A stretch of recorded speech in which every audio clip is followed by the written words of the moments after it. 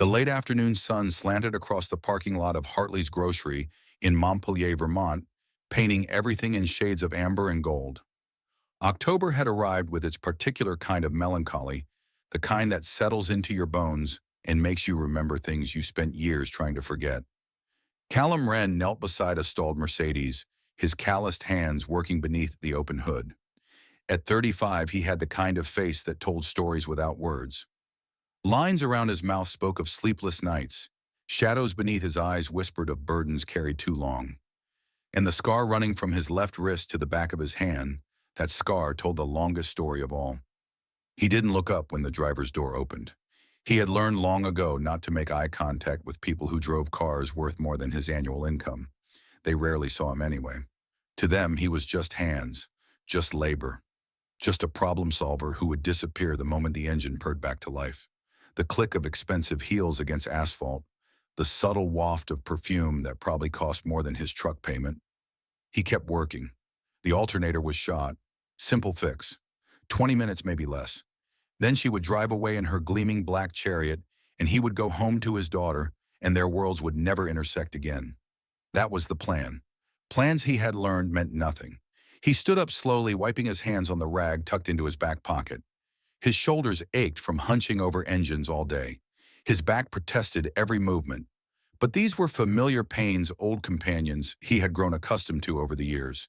He turned to face the driver, ready to deliver his standard speech about alternators and labor costs and payment options. The words died in his throat.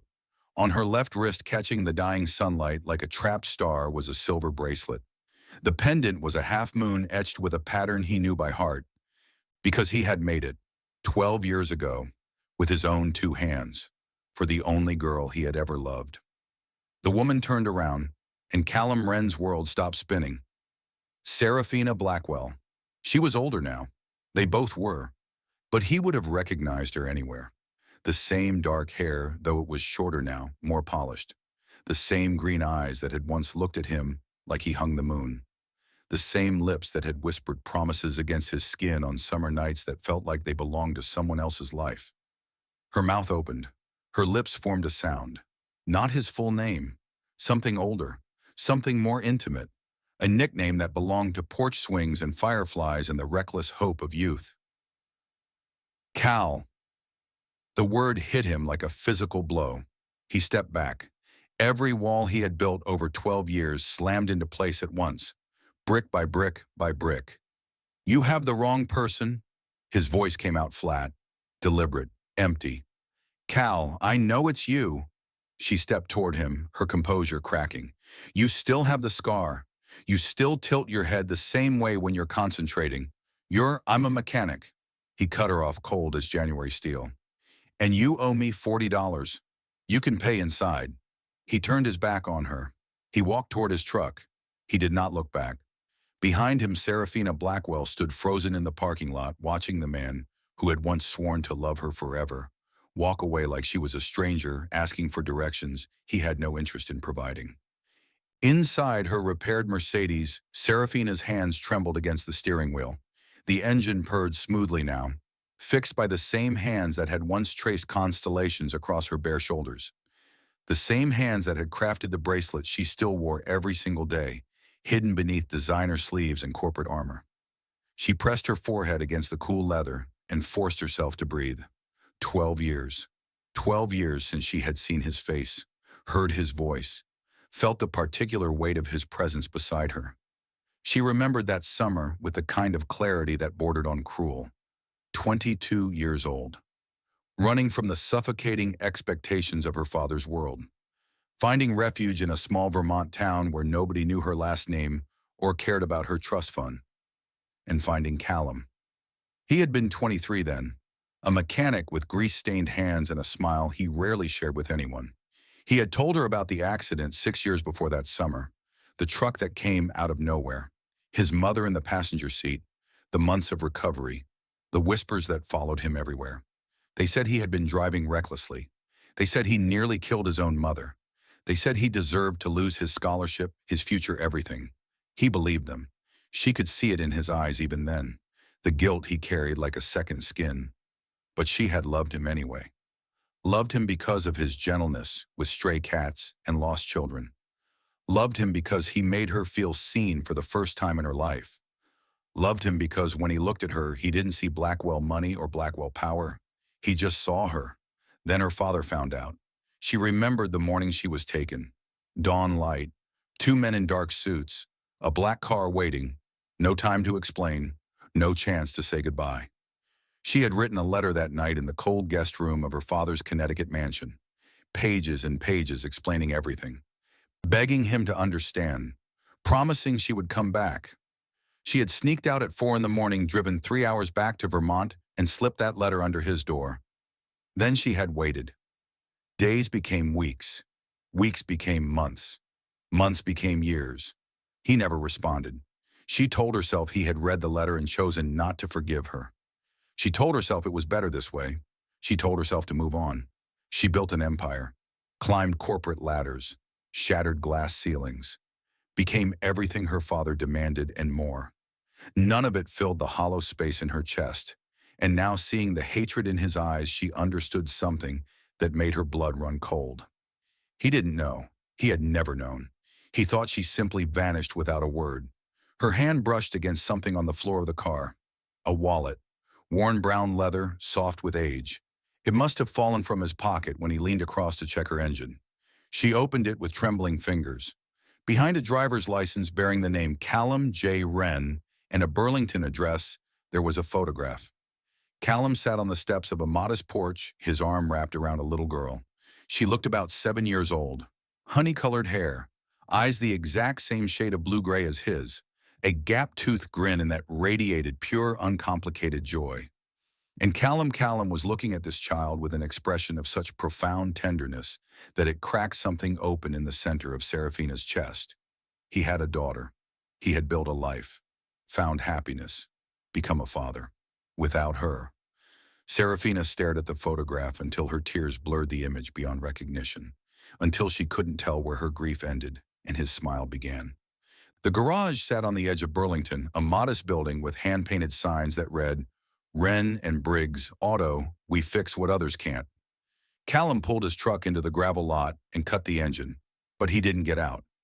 He sat in the silence of the cab, staring at the scar on his left hand. 18 years. That scar had been with him for 18 years. He could still feel the phantom pain of impact, still hear the screech of metal, still see his mother's face twisted in agony, blood streaming from the gash on her forehead. The truck had come out of nowhere, run the red light, slammed into the driver's side of their old Civic with enough force to send them spinning across the intersection. He had been 17, a senior in high school, full scholarship to MIT waiting for him. The whole world spread out before him like a promise. After the accident, everything changed. The whispers started almost immediately. The Wren boy was speeding. The Wren boy was showing off. The Wren boy nearly killed his own mother. The scholarship evaporated. The future he had dreamed of crumbled to dust. And the guilt became a living thing coiled around his heart, squeezing tighter with every passing year. His mother still walked with a limp, still needed a cane on bad days, still had scars that would never fully fade. And he had spent 18 years believing it was his fault. Daddy? The voice shattered his dark thoughts. Marigold, Wren, and Goldie, to everyone who loved her, came barreling out of the garage, her honey-colored hair flying behind her. 7 years old and already convinced her father could fix anything. Broken toys, broken cars, broken hearts. If only she knew how wrong she was. He climbed out of the truck and caught her in his arms, lifting her high enough to make her squeal with delight. Guess what, Daddy? I drew a car with flowers growing out of the engine. He buried his face in her hair, breathing in the smell of crayons and strawberry shampoo and everything good in this world. Goldie was the only reason he got out of bed most mornings, the only light in a life that had been dark for far too long. That sounds beautiful, sunshine. Sawyer Briggs, his business partner and closest friend, appeared in the garage doorway. They had known each other since high school, back when Callum still believed in futures and possibilities. You look like you've seen a ghost, Sawyer said, wiping his hands on a shop rag. Callum set Goldie down and watched her skip back toward the office, already chattering about her artwork. Maybe I have, he said quietly. A ghost from 12 years ago. Sawyer's eyebrows rose. The Blackwell girl. Callum didn't answer. He didn't need to. Some ghosts don't need names. They live in the spaces between heartbeats, in the dreams that wake you at 3 in the morning, in the what-ifs that never stop whispering. She came back the next morning. Callum was underneath a Chevy Silverado when the conversation in the garage suddenly stopped. Sawyer cleared his throat in a way that carried a warning. The two junior mechanics fell silent with almost comical abruptness. He slid out from beneath the truck and looked toward the entrance. Serafina stood framed against the morning light. She had traded yesterday's power suit for something simpler: dark jeans, a cream-colored sweater, but she still looked out of place among the oil stains and country music and the smell of motor grease. The wallet was in her hand. He got to his feet slowly, wiped his hands on his work shirt, made his face into stone. "You dropped this," she said, extending the wallet. "In my car." He crossed the distance between them and took it without a word. Checked the contents. Found everything intact. "Thanks." The word came out flat, dismissive. "You can go now." "Callum, please." "Who are you?" They both turned. Goldie stood in the office doorway, her head tilted to one side, her blue-gray eyes wide with curiosity. No fear, no shyness, just the pure, unguarded openness of a child who hadn't yet learned to be afraid of strangers. "I'm Marigold," she announced, walking toward Serafina, with her hand extended like a tiny businesswoman. "But everyone calls me Goldie because my hair is gold. My daddy fixes cars. Do you have a car that needs fixing?" Something shifted in Serafina's expression. Something softened. She crouched down until she was eye level with the little girl. "I'm Serafina. I'm an old friend of your daddy's, from a long time ago." Goldie studied her for a long moment, the kind of scrutiny that only children and very old people are capable of, seeing past the surface, cutting straight to the heart. "You have sad eyes," Goldie said finally, her voice solemn as a judge delivering a verdict. "My daddy has sad eyes too sometimes. I think people with sad eyes should stay close to each other, because when two sad people are together, the sadness gets split in half, and half of sad is almost not sad at all." Serafina's eyes glistened. Callum stepped forward, his heart clenching at his daughter's words. He took Goldie's hand gently. "Go finish your drawing, sunshine." Goldie obeyed reluctantly, casting curious glances over her shoulder as she retreated to the office. Callum turned to face Serafina, his expression hardening. "You shouldn't have come back here." "Why?" She stepped closer, desperation bleeding through her careful composure. "At least tell me why you hate me so much." "Because you left." The words tore out of him like shrapnel. "No explanation, no goodbye, not even a damn note.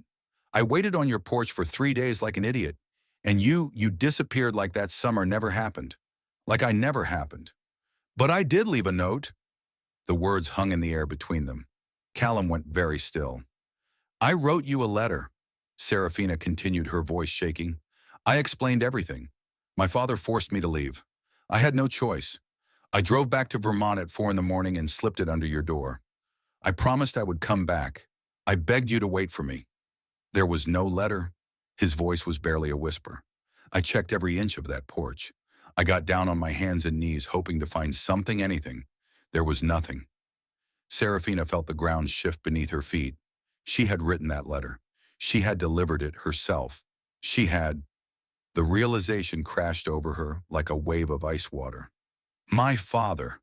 The words came out strangled. "He must have had someone watching me. He took the letter before you woke up." 12 years. 12 years Callum had believed she abandoned him without a word. 12 years she had believed he read her letter and chose silence. Both of them. Victims of the same manipulation.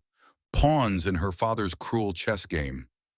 That night, Serafina sat alone in her hotel room, surrounded by documents and laptop screens glowing in the darkness. As CEO of Blackwell Industries' Northeast Division, she had access to archives that most employees didn't even know existed. Files that should have been destroyed years ago.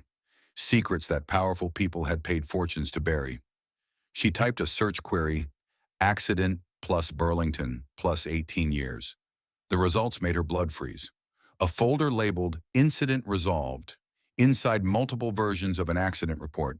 The earliest version listed the truck driver as Marcus Webb, an employee of Blackwell Consolidated, cause of accident running a red light while rushing to meet a delivery deadline. But the final version, the official version, told a different story. Cause of accident, teenage driver Callum Wren operating vehicle at excessive speed. Lost control of vehicle at intersection. In the margin of an internal memo, handwritten notes and a script she recognized. Her father's personal attorney. HB wants this handled quietly. Compensate the truck driver's family, alter the records, make sure the boy has no recourse. HB Harlan Blackwell, her father. The truth assembled itself in her mind like shattered glass reforming into a window she had never wanted to look through. 18 years ago, a Blackwell company truck ran a red light and slammed into a car carrying a 17-year-old boy and his mother. The mother was seriously injured. The truck hadn't been properly maintained. The brakes had been failing for weeks, according to a mechanic's report that had somehow been lost. If the truth had come out, Blackwell Consolidated would have faced catastrophic liability. Lawsuits, criminal charges, stock prices in freefall. So her father had done what powerful men do when faced with inconvenient truths. He buried them. He shifted the blame onto a teenage boy who had no resources, no connections, no way to fight back. He destroyed a scholarship, a future, a life, and he never lost a single night's sleep over it. And then 6 years later, when that same boy had the audacity to fall in love with Harlan Blackwell's only daughter, he had separated them with equal ruthlessness. Serafina closed her laptop. Her hands were shaking. The man she had feared and respected and tried so desperately to please, for 34 years, he was a monster. And she had been living under his roof, eating at his table, building her career on his foundation, all while he destroyed the only person she had ever truly loved. She told Callum everything. They stood in the garage after closing time, the overhead lights casting harsh shadows. She placed the folder of evidence on his workbench and watched him read, page by page, document by document. The entire architecture of deception laid bare. When he finished, his face was the color of ash. 18 years, his voice cracked on the words. 18 years I believed I nearly killed my own mother. 18 years I watched her walk with a cane and blamed myself. 18 years I told myself I deserved every bad thing that ever happened to me. You were innocent. Serafina moved closer. You were always innocent. And you didn't know. He looked up at her, and for the first time since their reunion, she saw something other than anger in his eyes. You were a victim too. I should have known. I should have questioned. How could you? You were 22 years old. Your father controlled everything. You had no reason to doubt him. For a long moment, they simply stood there. Two people carved hollow by the same blade, only now understanding the full scope of their wounds. What are you going to do? Callum asked. I'm going to confront him, and then I'm going to expose everything. The confrontation happened 3 days later. Harlan Blackwell's office occupied the top floor of the Burlington facility. Floor-to-ceiling windows, a desk made from wood that cost more than most houses. Every surface designed to intimidate, to remind visitors exactly who held the power in this room. Harlan sat behind that desk, 62 years old and silver-haired, his eyes the same shade of green as his daughter's, but without any of her warmth. You came all this way just to show me some papers. His voice dripped with condescension. Serafina placed the folder on his desk. I came to tell you I know everything. The accident, the cover-up, what you did to Callum, what you did to us. Harlan leaned back in his chair, utterly unruffled. And I'm going to make it public. All of it. Something flickered in her father's eyes. Just for a moment. Then the mask slid back into place. You think you can threaten me? He stood walking slowly around the desk. You think a few old documents mean anything? I have the best lawyers on the East Coast. I have relationships with police chiefs, judges, newspaper editors.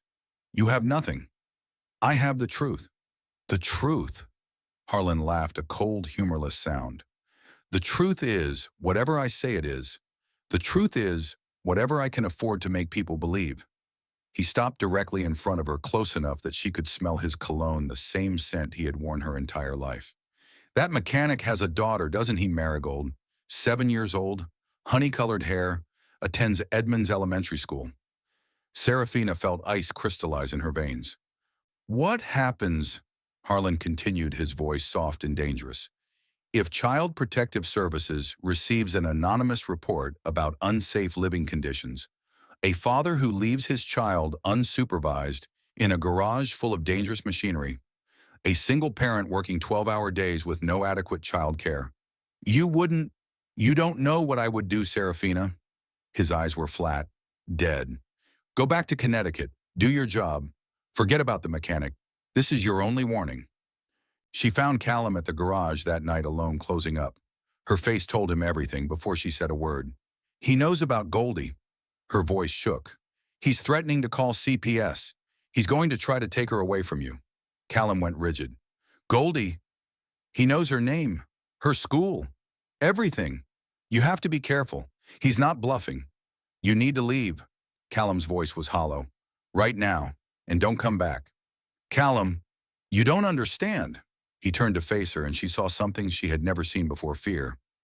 Raw, primal fear. Goldie is everything I have. I can lose my business. I can lose my house. I can lose every single thing I've ever worked for. But I cannot lose my daughter. He stepped back, building walls between them with every inch of distance. You're his daughter. Your money, your power, your career. It all comes from him. I have nothing to fight with. Nothing to protect her with. Nothing. Serafina felt his words like knives. He was right. Everything she had, her position, her resources, her very identity, it all traced back to Harlan Blackwell. If she wanted to stand beside Callum, she would have to give up everything. So what are you going to do? Callum asked, his voice breaking on the question. Are you going to choose your father or? He couldn't finish the sentence. Neither could she. Serafina turned and walked into the darkness, and Callum watched her go, certain he was losing her all over again. The hotel room felt like a prison cell at midnight. Serafina sat on the edge of the bed, two objects before her on the nightstand. Her Blackwell Industries employee badge, the key to everything she had built over 12 years. Corner office, 7-figure salary, the respect that came with the Blackwell name, and a business card. Marlo Kincaid, investigative reporter, Burlington Chronicle.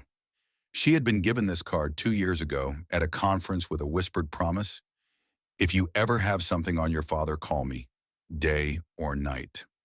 Serafina looked at her wrist. The silver bracelet caught the lamplight, the half-moon pendant that Callum had made from scrap metal and loved so many summers ago. A half-moon, he had explained, his voice soft in the darkness of his tiny apartment. Because I'm only half. The other half is you. She picked up her phone. Ms. Kincaid. This is Serafina Blackwell. I have everything you need. The story broke on a Tuesday. Billionaire Harlan Blackwell covered up fatal negligence, framed innocent teenager. The headline screamed from the front page of the Burlington Chronicle, picked up within hours by national outlets. The evidence was irrefutable. The paper trail damning. The victim, a boy who had been 17 years old, whose future had been stolen, whose mother still walked with a limp, finally vindicated after 18 years. But Harlan Blackwell didn't go down without a fight. 3 days after the story broke, a CPS investigator showed up at Callum's door. Mr. Wren, we've received a report regarding the welfare of your daughter Marigold. Callum stood in the doorway, his blood turning to ice.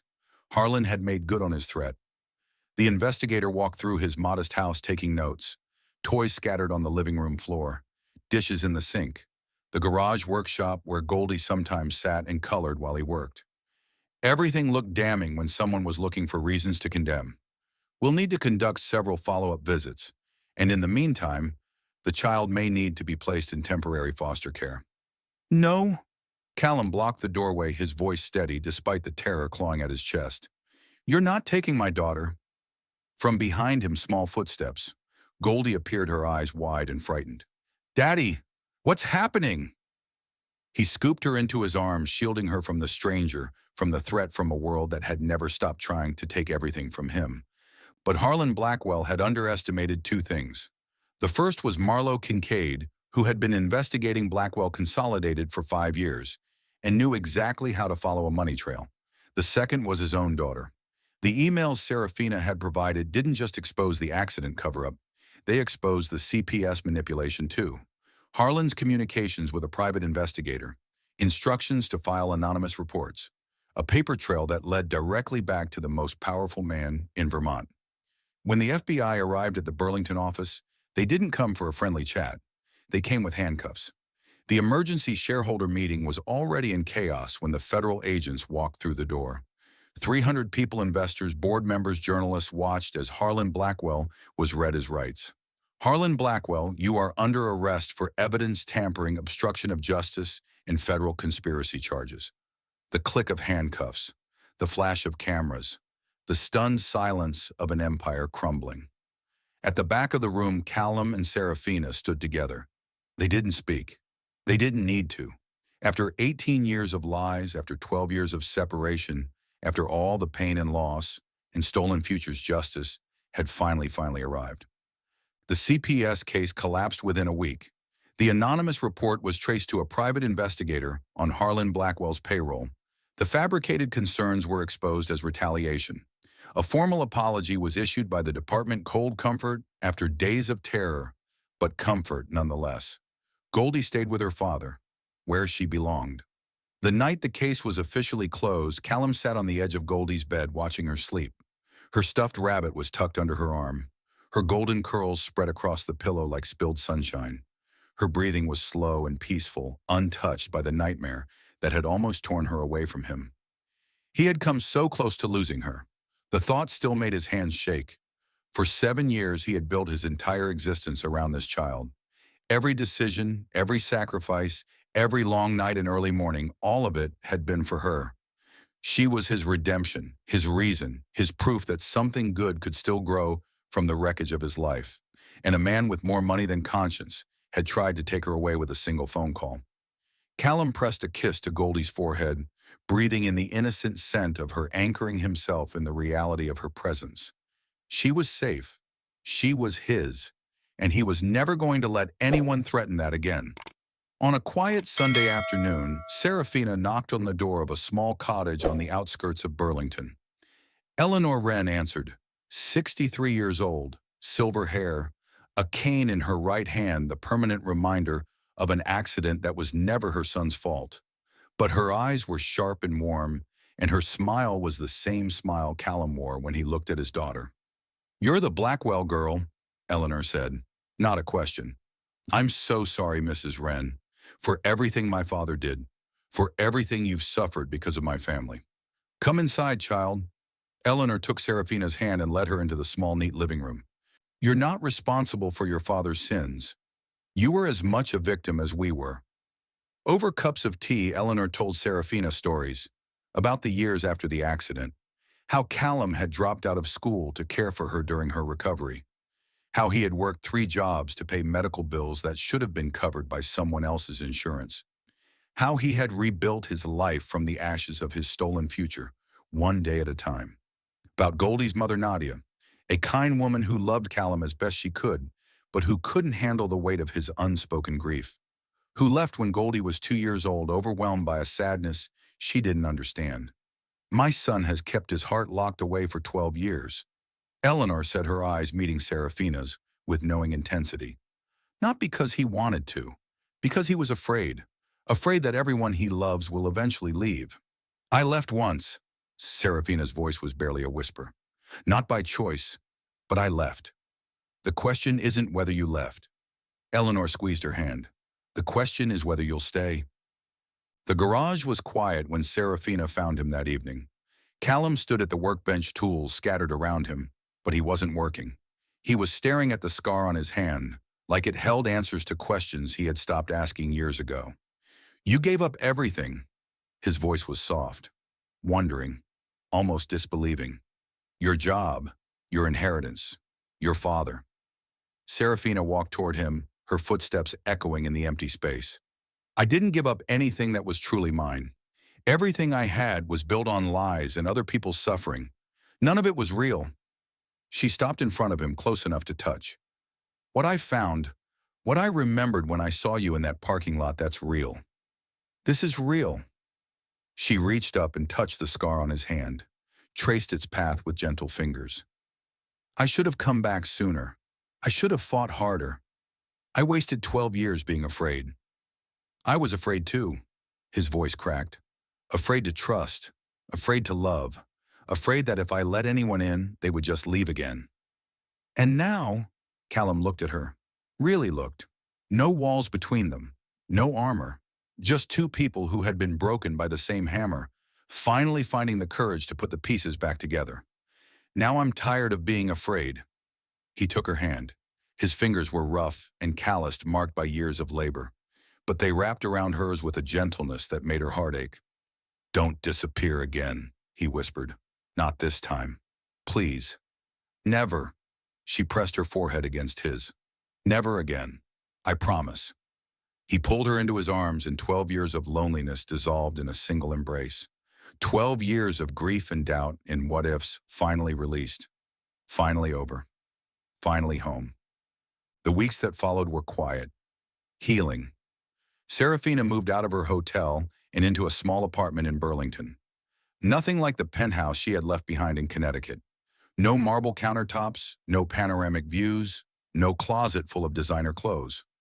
Just 4 rooms, secondhand furniture, and the first peace she had known in years.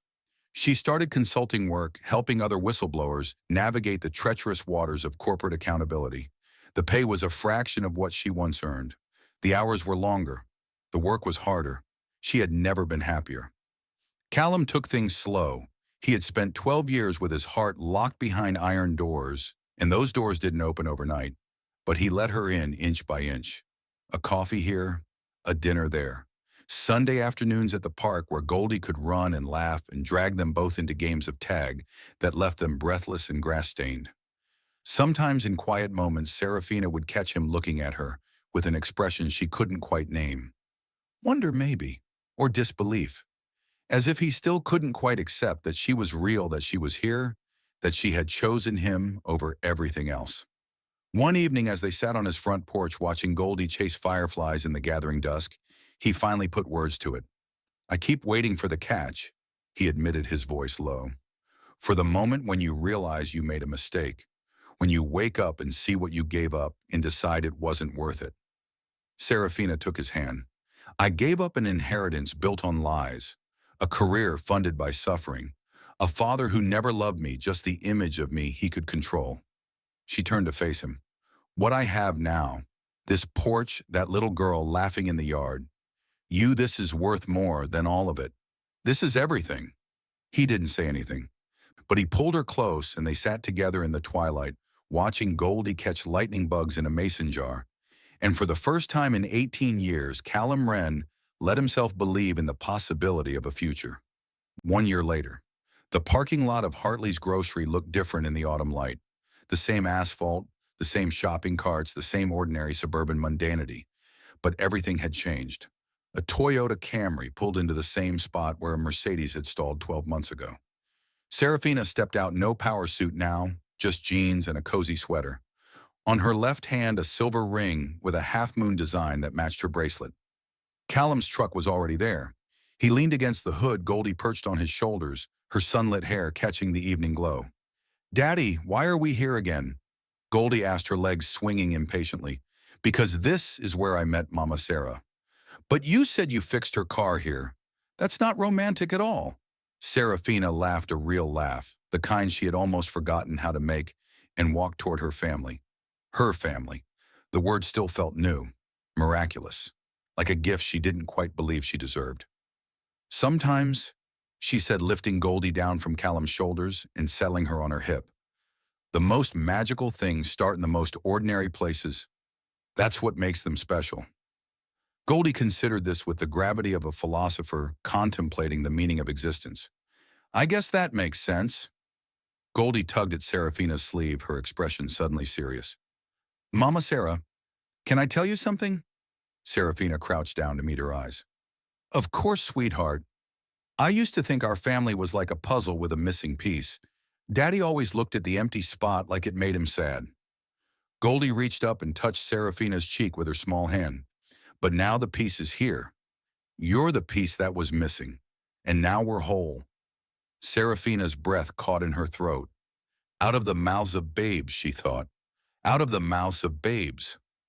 Goldie brightened, the solemnity vanishing as quickly as it had appeared. She held up a piece of paper she had been clutching. Look what I made! It was a drawing. Three figures standing in front of a garage surrounded by sunflowers. A tall man, a dark-haired woman, and a small girl between them holding both their hands. Above them, a setting sun shaped like a half-moon. Below them, in the wobbly handwriting of an 8-year-old, "My family, no missing pieces." Anymore, Serafina felt tears prick her eyes. Behind them, Eleanor Wren climbed slowly out of her car, her cane tapping against the asphalt. She was smiling the smile of a woman who had waited 18 years to see her son's heart finally heal. Callum wrapped his arm around Serafina's waist, pulling both her and Goldie close. "I spent so many years believing I didn't deserve good things," he said quietly, his voice rough with emotion. "Believing the accident was my fault. Believing you left because I wasn't enough. Believing I was meant to be alone." "And now?" Serafina asked, echoing the question from a year ago. He looked at her, at Goldie, at his mother walking toward them with tears streaming down her weathered cheeks. "Now I know the truth. About the accident. About us. About everything." He pressed a kiss to her forehead. "And I know that some stories take a long time to finish. 12 years, 18 years, however long it takes." Goldie squirmed in Serafina's arms, impatient with the adult sentimentality. "Can we get ice cream now? You promised." Callum laughed, a sound so rare and genuine that it transformed his entire face, and the beauty of it was the most precious thing Serafina had ever witnessed. Ice cream, it is sunshine. They walked toward the grocery store together, 3 generations, two people who had found their way back to each other against impossible odds. One little girl who had known all along that some people were just meant to be family. The sun sank toward the mountains, painting the sky in shades of amber and gold. October had arrived again, but this year it didn't feel melancholy. This year it felt like something else entirely. It felt like beginning. Some stories take 12 years to finish. Some wounds take 18 years to heal. But the stories worth telling, the ones that make you believe in second chances and found families and the stubborn persistence of love, those stories are worth every moment of waiting. And this story at last had found its ending. Not with a dramatic declaration or a grand romantic gesture, just with 3 people walking into a grocery store, a child's drawing tucked safely in a pocket, and the quiet certainty that they had finally found their way home.